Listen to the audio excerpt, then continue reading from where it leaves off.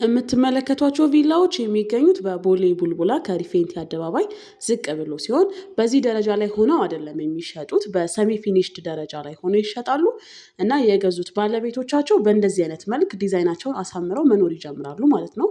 ኦልሞስት ሁሉም ቪላዎች በሚባል ሁኔታ ተሽጠዋል። በዚህ ሰዓት ያሉት 2 ቪላ ቤቶች ብቻ ናቸው።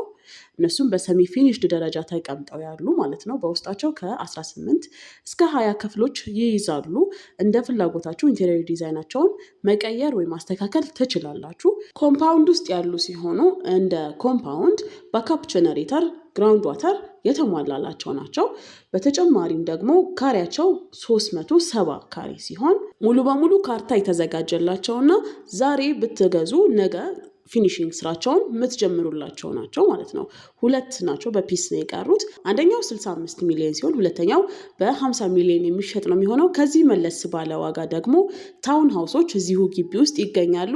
2 ሳሎን 4 መኝታ ክፍል ያላቸው ሲሆኑ እነሱም በሰሚ ፊኒሽድ ደረጃ ተሽጠው ፊኒሺንጋቸው እናንተ የምትጨርሱ ነው የሚሆነው።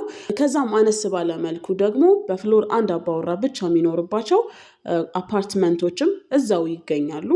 እንደ ፍላጎታችሁ ከነዚህ ከሶስቱ አንዱን መጠቀም ትችላላችሁ ማለት ነው።